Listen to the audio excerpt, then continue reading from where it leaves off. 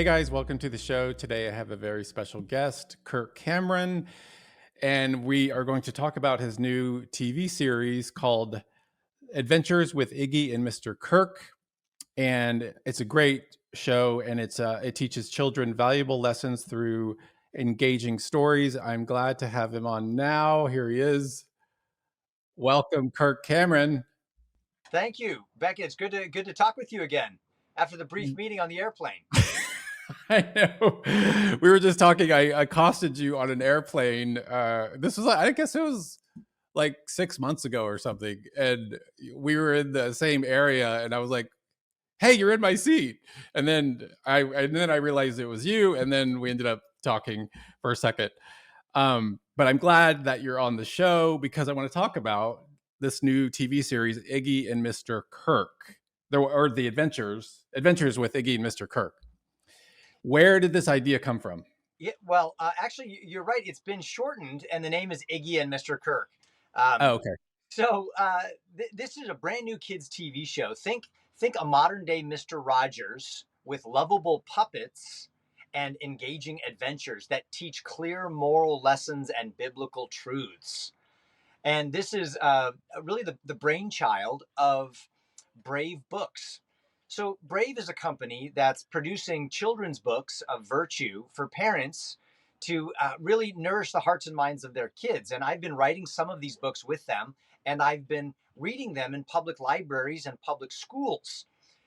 This has caused a little bit of controversy in that some of these libraries have banned me from coming there, not because my book is controversial. After all, it's just about faith, hope, love, compassion, self control.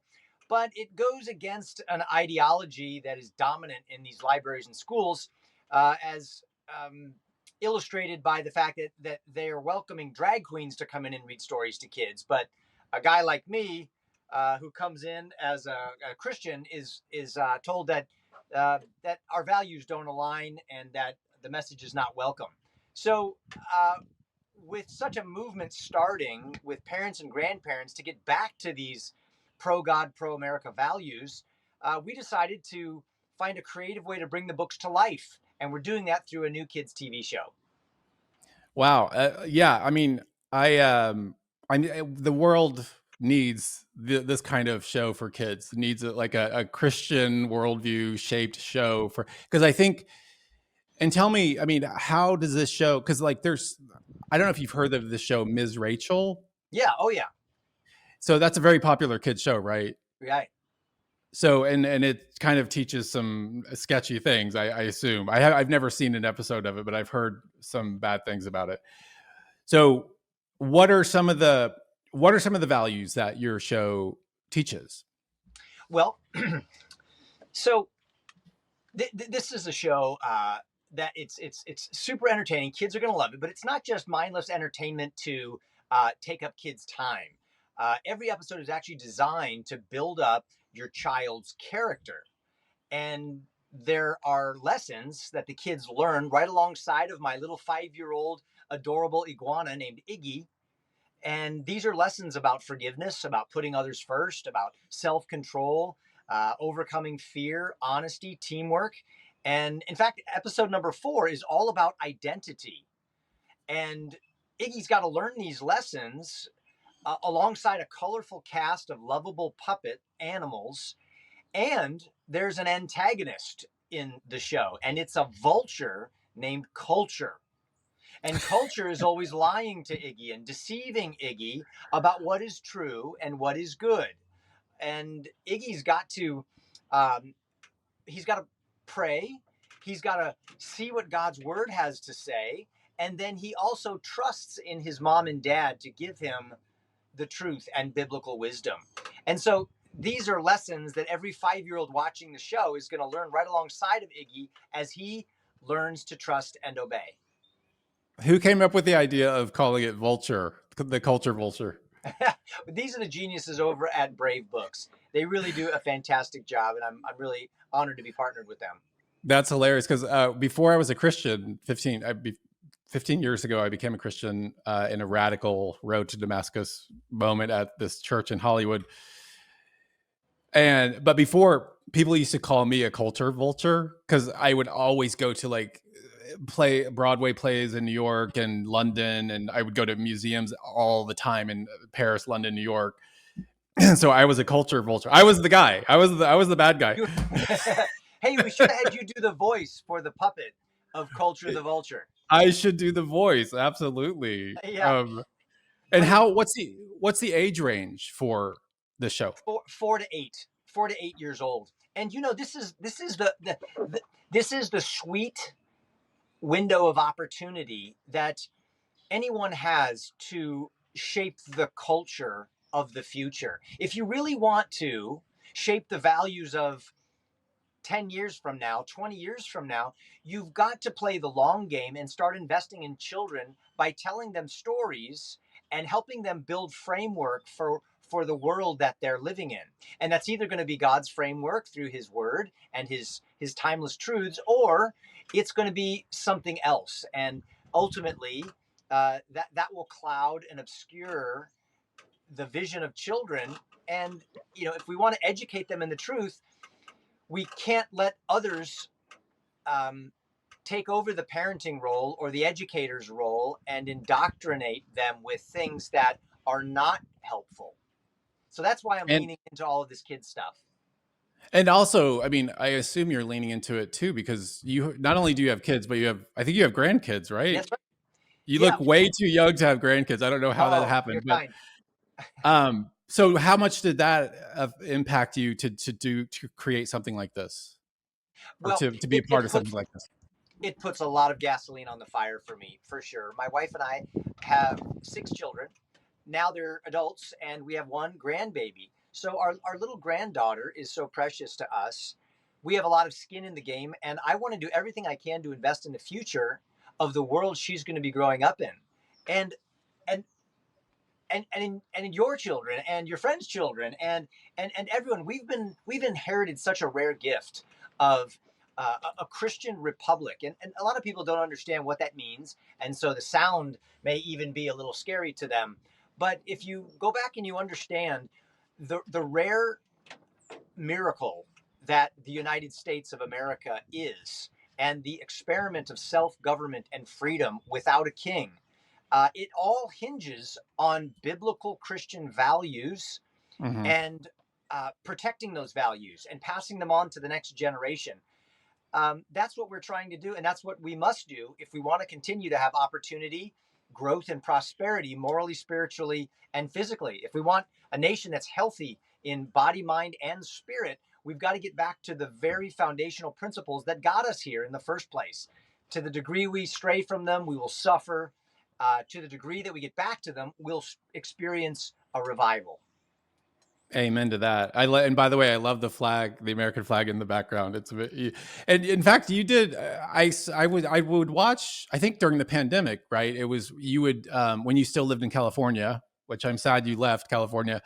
But you used to do these. What were they called? Like campfire chats or something? I called it the American Campfire Revival. It was 100 nights of campfires, praying, and reviewing the biblical principles of America. I love that. I loved you. You would like bring out the flag and set it up, and then do your Yeah, talk. yeah, That yeah. was great.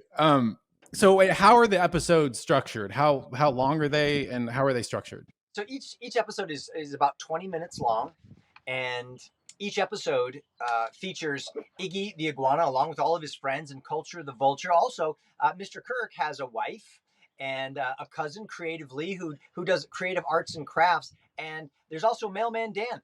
This show has serious Mr. Rogers vibes to it. It's got an incredible nostalgic quality to it.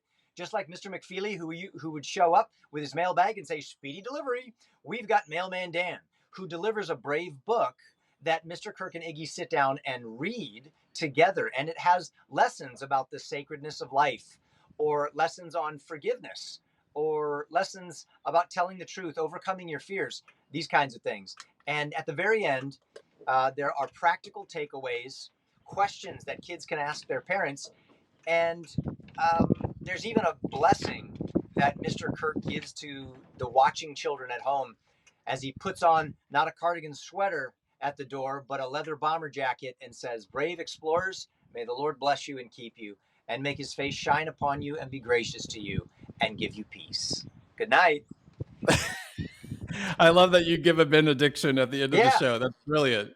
And there's a lullaby at the end. I mean, it really is classic TV for modern families. It's traditional programming with traditional values. And finally, it's a show you can trust for your kids to watch.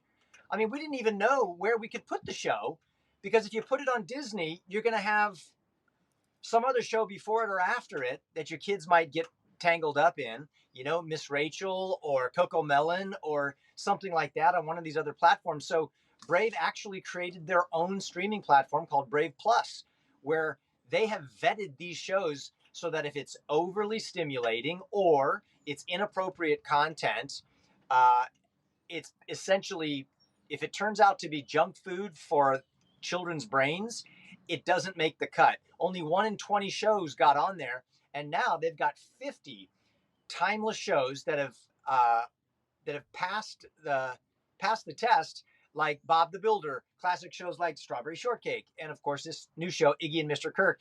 And you can put your kids there knowing that this is a show that will reinforce and support the values you want to teach them at home. And what has been the response? Because I know some families or some people have seen the show. What has been the response so far? The response is phenomenal. We had 700 kids in a movie theater. We've had test groups in my own family, my own cousins, and then Brave Books. We've had screenings all over, and kids, they fall in love with Iggy because he's an adorable little green 5-year-old iguana.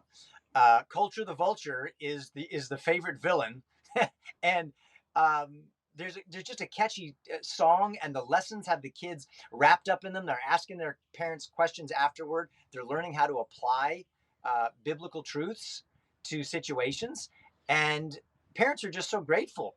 I mean, every parent needs a little bit of help when you're doing the dishes or you're folding the laundry, you're making dinner, paying bills, and you want your kids to watch a show for 20 minutes. But where do you go? Well, now you can go to Iggy and Mr. Kirk. I love it. I remember when I was a kid, in the '80s, I was watching The Facts of Life, Oh that yeah. TV show, The Facts of Life, and I remember my mother who was like a strong Christian, and my father too. My whole family, I have 7 siblings who are all amazing Christians. But my mother, she came in and she's like, "I don't want you learning the facts of life from that TV show." Um, so yes, I needed I That's so needed a funny. show like this when I was a kid. I didn't even Um, I didn't even think about that as a phrase, the facts of life. I Yeah, know. it's like calling a show like the birds and the bees or something like that. And you're like, oh, wait a minute, what's this show about? Well, it might as well have been called "We're going to brainwash your children." Yeah, That's what the show should have been called. And so, uh, tell us about a couple episodes. So there's an episode called "Injured Bird," right. and it teaches the kid the value of life. Talk about that a little bit. Sure. The episode is called Injured Bird, and it basically, Iggy is looking forward to a great day fishing at the lake with Mr. Kirk. He's been all he could talk about for weeks and weeks. But there's this bird that has flown inside of his treehouse, and he's stealing all of Iggy's worms. So Iggy is just livid. He's irate, and the bird ends up hurting itself. And Mr. Kirk says, "Iggy, we've got to take care of her," and he just wants to put her away and go fishing. Well, it turns out that this was a mama bird who was looking for worms for her baby chicks that were about to hatch in the nest. And so now we've got to nurse this little mama bird and take care of the chicks when they hatch because she's been injured. Well, Iggy's really not happy about this, and he is learning about the importance of all life inside Mhm. the egg or inside the womb, newborn life, but also elderly life and disabled life. And there's a book that's read about a bear that was born with one arm, and he learns to become strong. And Culture the Vulture is mocking him and his mother for all the time and extra care that they have to give one another. And little baby bear grows up to defend his mother in front of Culture the Vulture. And so it's a lesson that teaches children that no matter how old you are or where you're located or what how many limbs you've been born with, and what your skill sets are. Your life is important because God gave it to you, and it's worth celebrating and it's worth defending.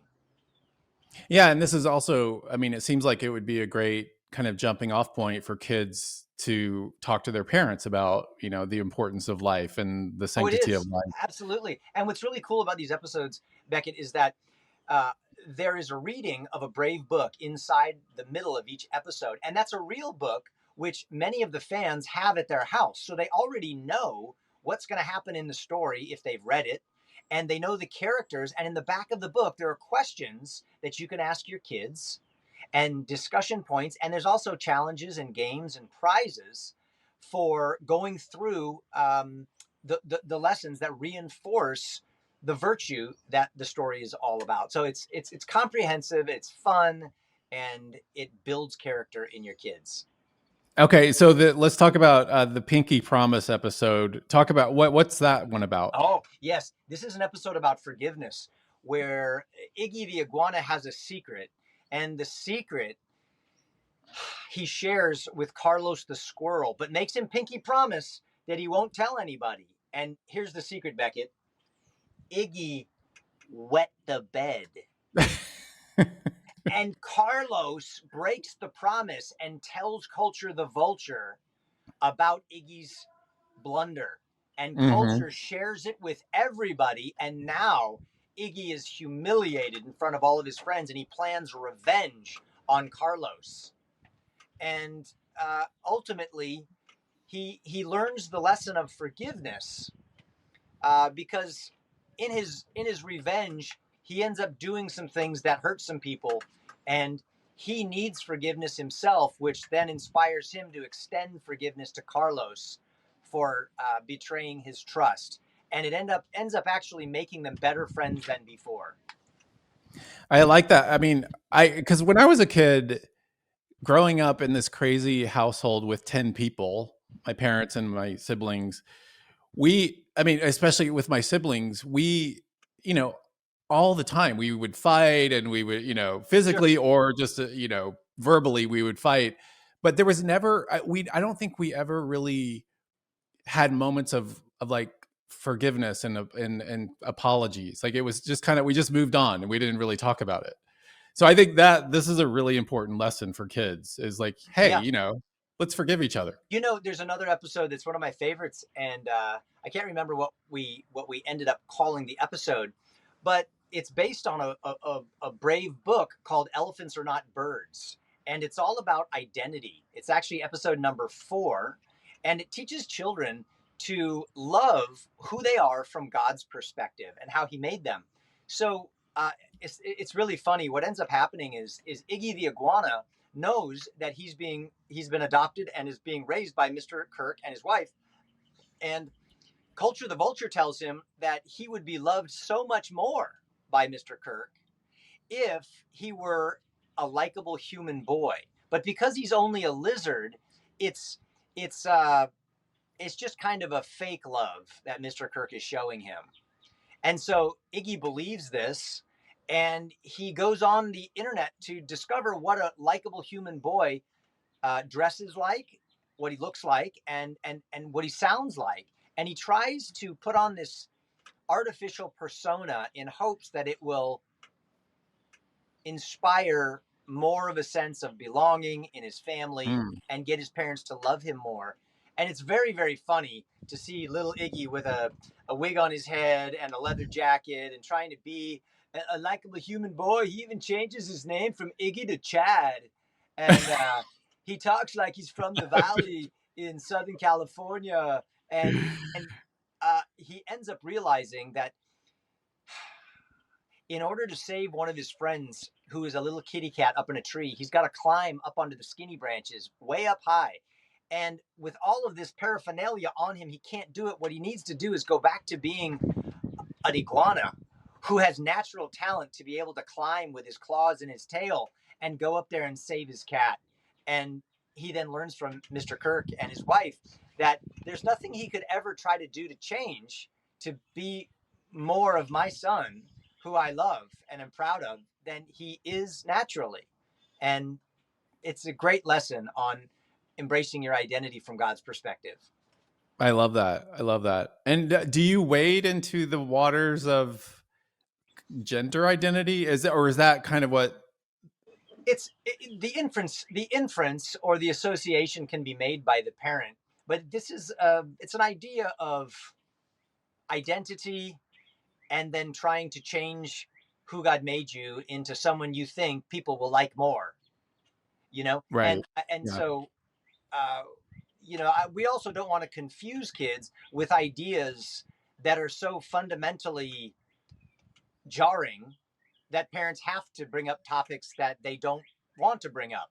But this is a topic parents should bring up, at least in the proper way, because of the outside influences kids are getting today in their schools and in their books and in the media that they consume. So it's an important topic. We wanted to address it and give parents a jumping off point to talk to their children who may be having um, you know, thoughts of gender dysphoria. If they are, this would be a great way to open the conversation with them and explain to them what gender really is all about. Yeah, and this show is. I've watched clips of the show, and it's really good. I love the production value of it. But this is so great for parents who just, as you said, parents are busy. They're like, have a lot of stuff on their plate. But to Yeah, know that if their kid is watching a show like this, they don't have to worry. And in fact, they could be excited that their kid is being edified by this kind of show. yeah, that's right. That's right. I mean, that's what we should be doing, is bearing one another's burdens. We should be helping one another. We're Hmm. better together. We're stronger as a community, as a body. And this is a show that's actually cognitively beneficial. It fosters cognitive development that is positive in your children, not like the shows that are overstimulating with flashing lights, crazy colors, non-diegetic sounds that are put in post production that have nothing to do with the world that their children are looking at. And it's only designed to grab their attention and make them addicted to it, which is what advertisers want. Yeah. And that's how the shows make their money, but it's rotting their little brains. Studies show that just 9 minutes of this kind of programming has a negative impact on their brain. And so we're intentionally, by design, going the opposite direction to Mr. Rogers and Sesame Street, where kids value relationships and it's normal pacing, where life really moves at that speed, with sights and sounds that are engaging, that spark the imagination, but also build their character. And when does the show premiere?